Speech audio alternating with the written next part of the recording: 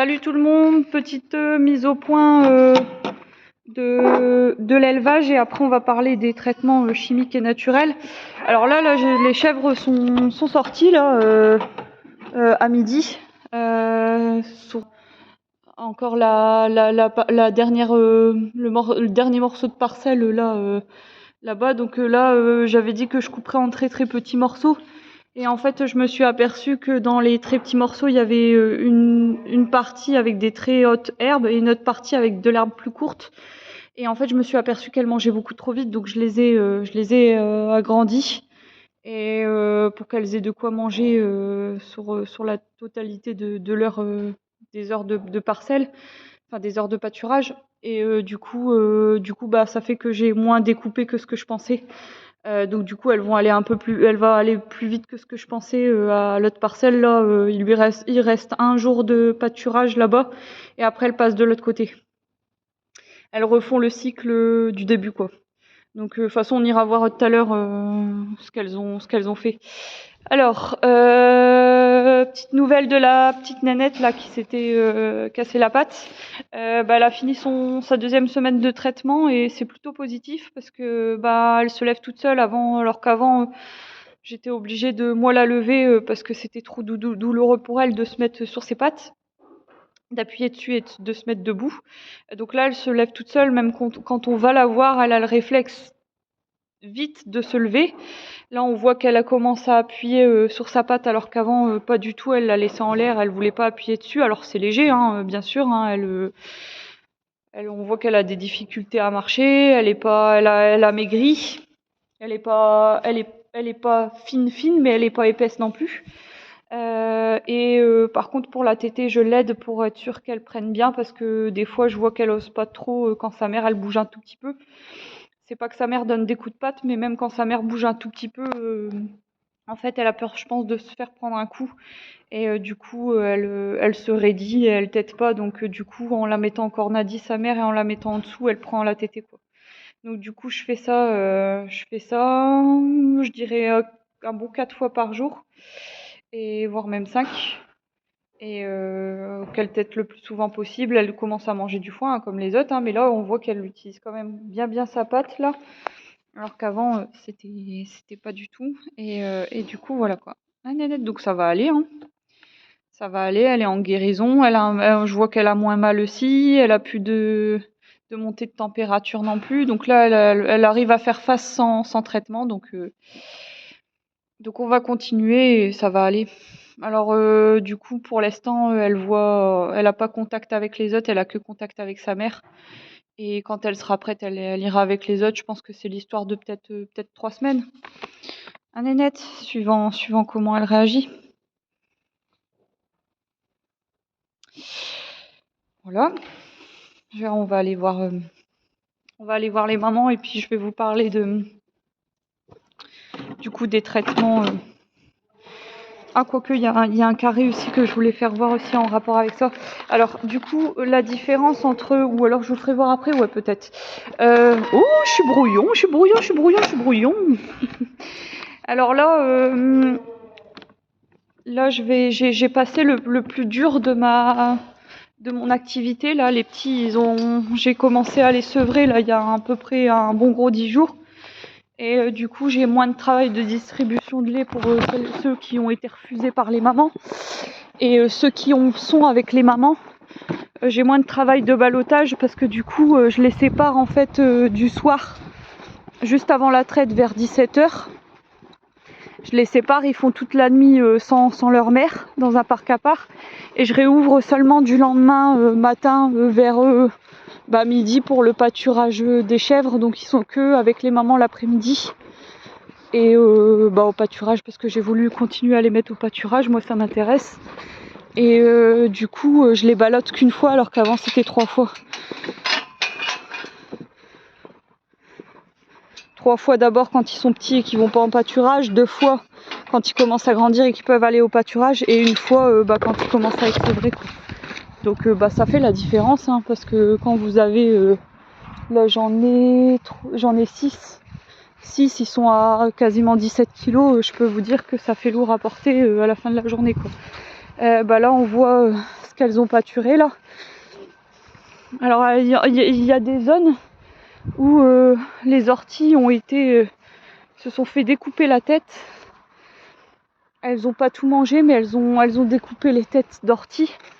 Là c'était beaucoup plus haut aussi, là les orties là. Il y en a qu'elles ont pas du tout touché, genre celles-là elles ont pas du tout touché. On voit encore les têtes en fleurs, mais les autres elles ont coupé la tête. Mais c'est assez léger, de toute façon ça on refera un truc dessus. Donc ça là elles ont quasiment coupé tous les bouts d'herbe et de plantes. Bah, elles ont bien mangé, hein. Je sais pas si vous vous souvenez de cette partie là. Au pire vous pouvez aller voir sur d'ailleurs je vais me mettre au même endroit que ce que j'avais filmé la dernière fois. Donc là on voit qu'elles se sont soit chamaillées, soit elles se sont couchées. Et au vu de comment dire, de l'affaissement de l'herbe, je dirais qu'elles se sont couchées. Donc ça, bah à voir, je sais pas trop ce que je vais en faire. Est-ce que donc là c'est la dernière parcelle où elles sont en train de pâturer. Là ça je sais pas trop quoi en faire. Est-ce que je demande est-ce que j'attends? Je pense je vais attendre avec mon mari que ça repousse, enfin que l'herbe se redresse et que ça repousse derrière. Et peut-être qu'on fera une fauche. Soit ça, soit bah ce sera un tout petit coup de broyeuse avec la tondeuse là autoportée. Bah pour un petit peu nettoyer, que ça se redresse bien, et que ça je vais voir, franchement j'en sais rien. De toute façon au pire je reviendrai dessus et puis je vous dirai quelle décision on a prise, et puis je vous montrerai bah, comment ça a évolué. Mais sinon je sais pas si vous vous souvenez, mais il y avait beaucoup d'herbes là. Il y a du vent, beaucoup d'herbes là. L'herbe derrière là aussi, le carré là. Et là franchement c'est très correct quoi. Je sais pas si vous voyez, mais là elles ont vraiment bien mangé là. Alors qu'il y avait beaucoup d'herbes. On voit qu'il y a encore à manger, hein, mais franchement c'est pas mal. Donc du coup on va voir comment ça pousse. Ça je referai une vidéo là-dessus pour voir un peu comment ça a poussé. C'est pareil, elles ont bien mangé la haie au fond là, avec les arbres là. Elles ont bien mangé le bas, donc ça bah c'est cool quoi. Elles entretiennent le tour aussi des prairies, ça c'est cool. Il n'y a plus qu'à venir en fin de saison tailler bah avec un taille-haie. Et puis ce sera tout propre, sachant que pour les haies, je vous expliquerai dans une vidéo comment on les entretient, parce que enfin ça fait vraiment tout le tour de la pâture. Et je peux vous dire qu'on dirait pas comme ça, mais il y a des kilomètres de haies. Hein.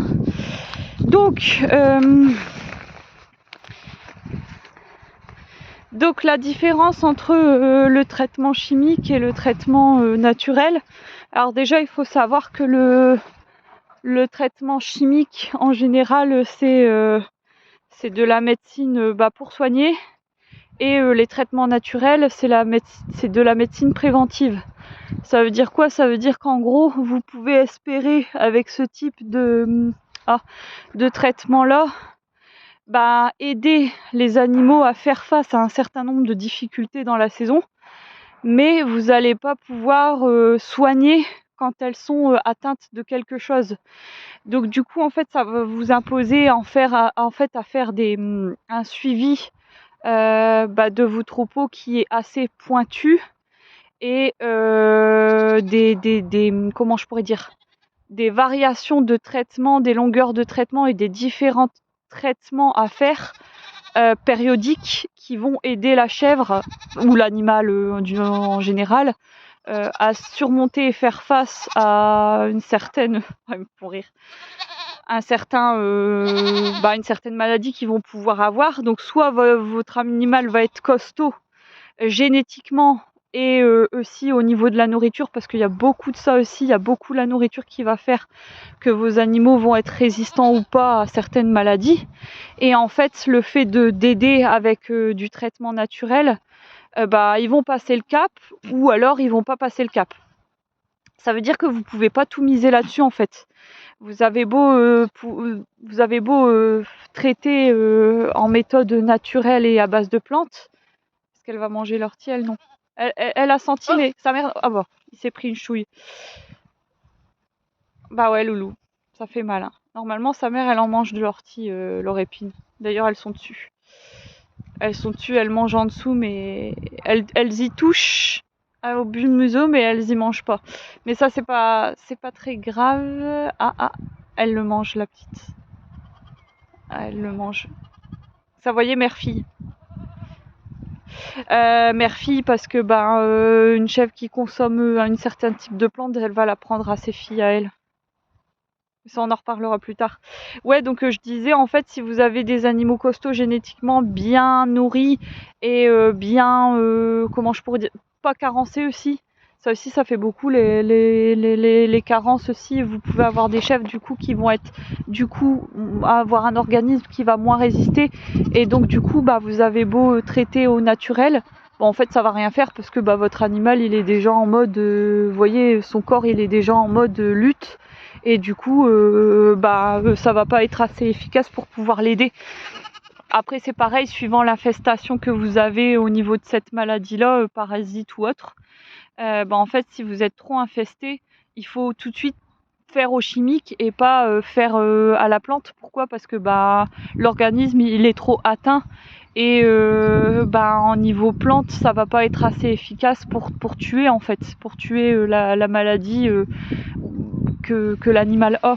Alors, de toute façon, vous allez comprendre parce qu'en fait, moi là, j'ai fait une petite liste là des produits naturels que vous pouvez faire et avoir, et des produits aussi chimiques que vous pouvez faire et avoir, sachant que moi, ce que je vous conseille vivement, c'est d'avoir un veto.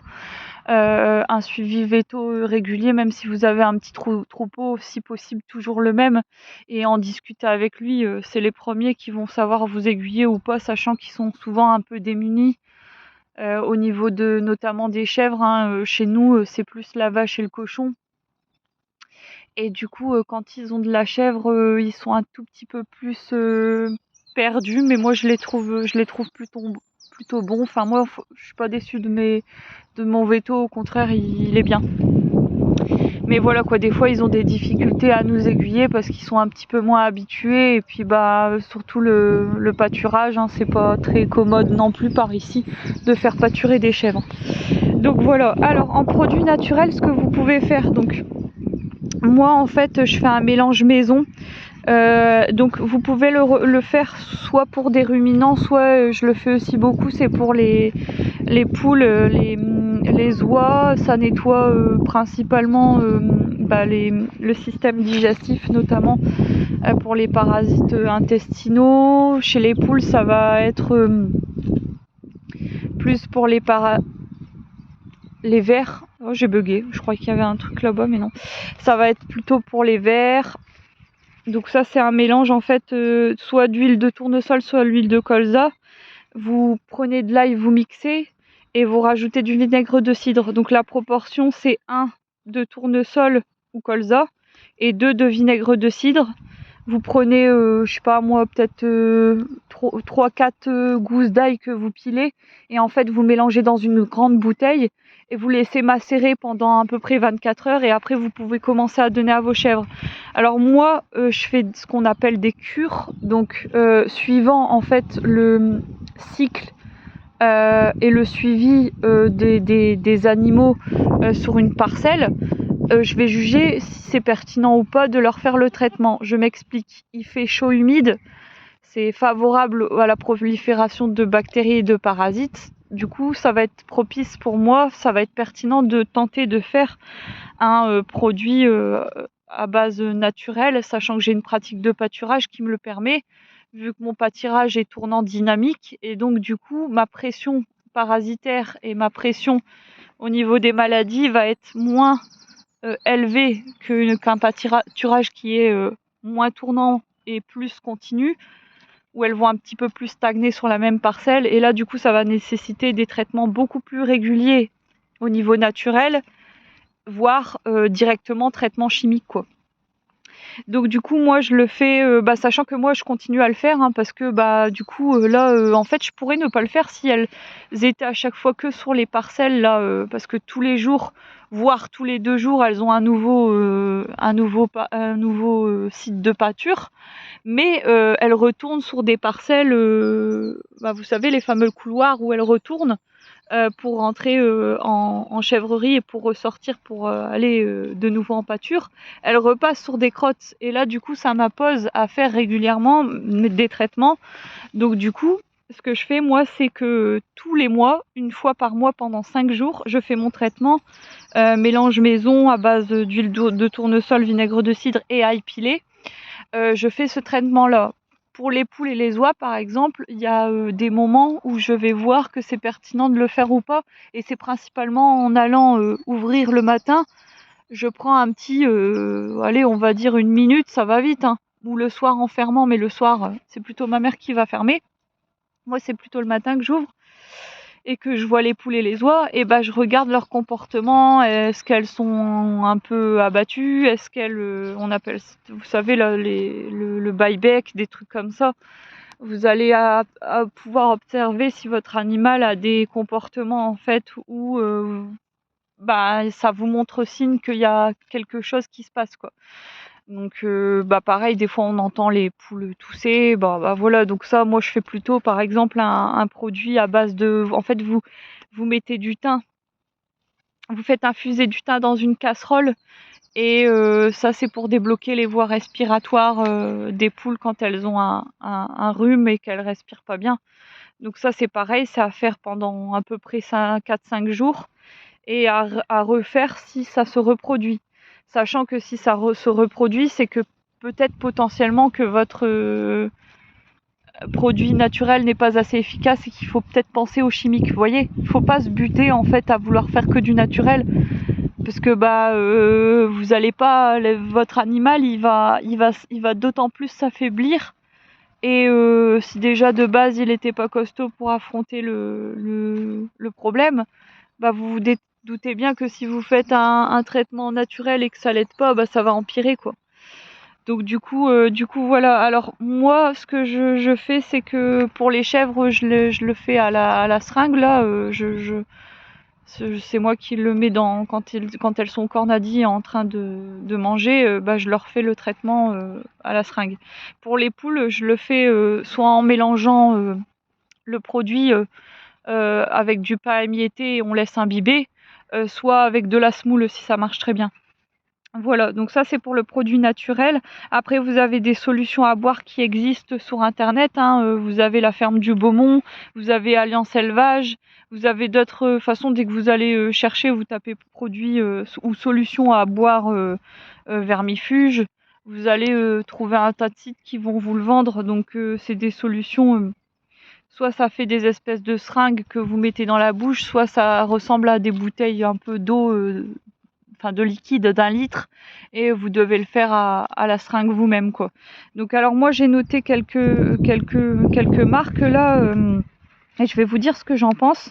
Genre il y avait Rumivert là sur le site de la ferme du Beaumont. Alors moi j'ai regardé la composition, je trouve que c'est vraiment pas terrible.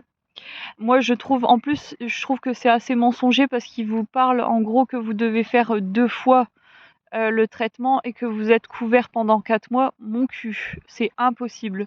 Franchement, je vous mets au défi de mettre un animal sur une même parcelle, d'utiliser ce produit-là là, à base de plantes. En plus, la composition, quand vous regardez, elle est pas terrible. Ça, je vais vous expliquer après. Et puis c'est pareil, déjà moi les produits par exemple chimiques, j'en ai utilisé 2 fois depuis que j'ai les chèvres. Donc c'est vraiment hyper faible, mon utilisation chimique, elle est hyper faible. 2 fois en 7 ans, c'est que dalle. Et encore, je les ai même pas fait sur toutes les chèvres, j'en ai fait que sur une partie. Et ça, en fait, je le juge par rapport aux résultats de mes analyses que je fais avec les crottes des chèvres pour voir qu'est-ce qu'elles ont et si c'est fortement infesté ou pas. Donc du coup, moi je fais jamais un traitement chimique si je vois pas vraiment si la chèvre est infestée ou pas, quoi. Donc voilà, et du coup en fait déjà au chimique, moi quand j'achète des bouteilles, j'ai 2 bouteilles de différentes parce que ça c'est pareil, j'ai 2 bouteilles de différents comment on dit ça? Ah purée. Ah merde, c'est pas la même famille. En fait, en traitement chimique, vous devez changer de famille parce que il va avoir une rémanence, on appelle ça. Et en fait, ça va plus marcher parce que le parasite et l'organisme de la chèvre vont résister à ce produit parce qu'ils vont y être habitués. Et donc, vous devez changer de famille plusieurs fois. Sinon, si vous utilisez tout le temps la même boîte, et du coup, au bout d'un moment donné, ça fera plus effet parce que ils vont être habitués en gros. Enfin, donc du coup, il faut changer. Je crois qu'il y a 4 familles différentes de produits et nous, on peut que en choisir 2 parce qu'en lait, il y a beaucoup de produits qui sont interdits en lait et en viande. Donc ça, c'est pareil, ça nous limite aussi dans les traitements. C'est très rare quand même d'avoir des traitements chimiques en élevage parce que on est vite limité en fait. Et du coup quoi? Ouais, et donc du coup en fait ces produits-là ils font que effet 1 mois.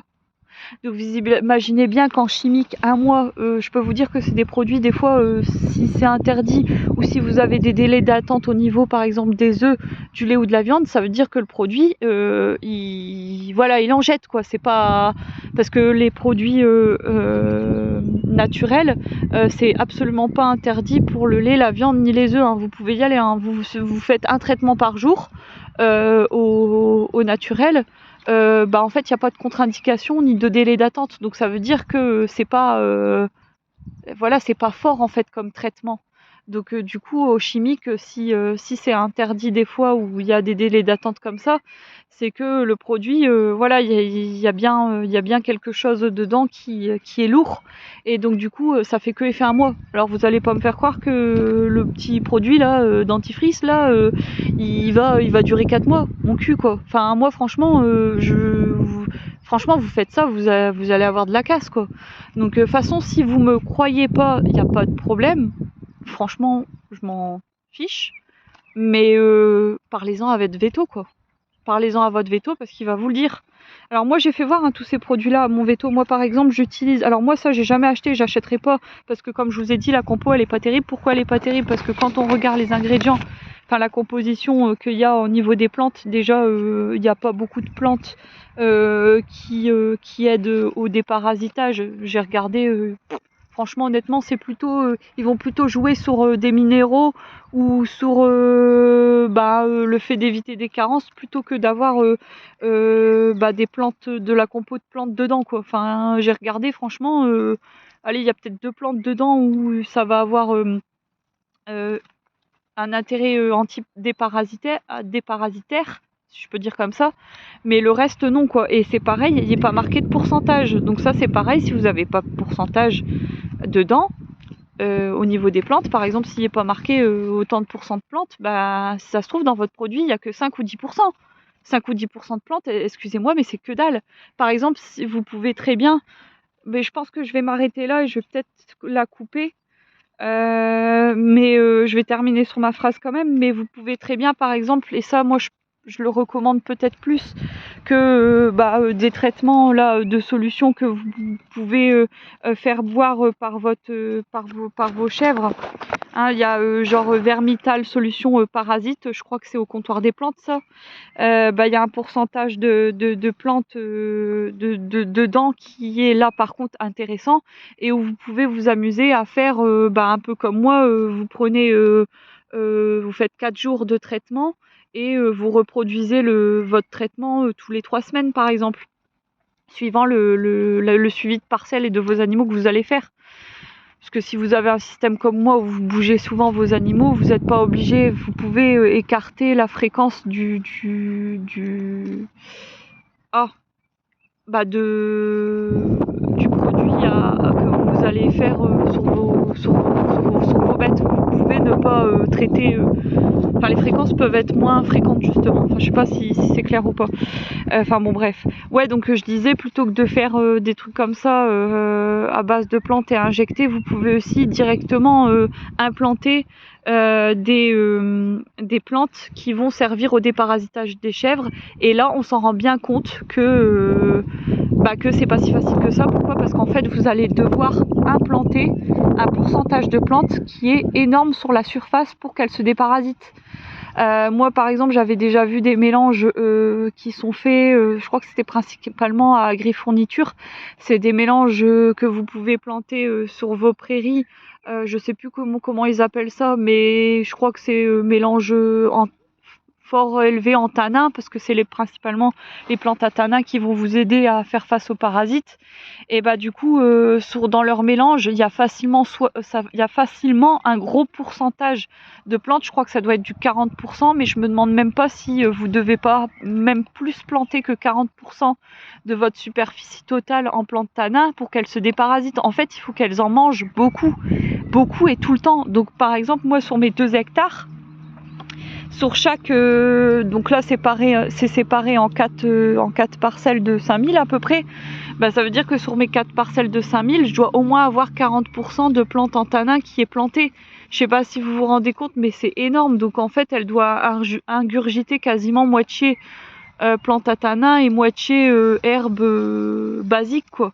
Et moi, je trouve que c'est énorme. Enfin, je sais pas si vous vous rendez compte. Donc, vous allez pas me faire croire qu'un tout petit traitement à la seringue, une fois de temps en temps, ça va aller. Non, ça va pas aller en fait. Enfin, si je vous dis, c'est du traitement préventif. C'est pas curatif. C'est pas pour soigner. C'est juste pour aider à faire face. Donc, il faut vraiment prendre des précautions avec ça. Mais même pour nous, hein, c'est pareil. Vous allez prendre monsieur X qui est plutôt résistant, on n'est pas tous fait pareil, hein, qui est plus résistant aux maladies, ou alors quand il va choper une maladie, il va guérir plus vite. Donc il va avoir un corps qui est qui est moins fragile et qui est plus résistant et qui est plus combatif. Et lui qui va faire, admettons, quelques traitements à base de plantes, lui va réussir à pas tomber malade ou très très peu malade, et puis vous, ça va rien vous faire, quoi. Donc du coup, il faut vraiment faire attention avec ça. Et puis vous faites des tests, mais quand vous voyez que c'est déjà trop pipé ou que c'est déjà trop tendu, il faut faire du chimique tout de suite, quoi, parce que de toute façon vous risquez de perdre vos bêtes, quoi. Enfin bon, bref, je vais du coup m'arrêter là, et je vais faire une autre vidéo où je vais continuer ce que j'ai argumenté et parler de plantes. Allez, à toutes.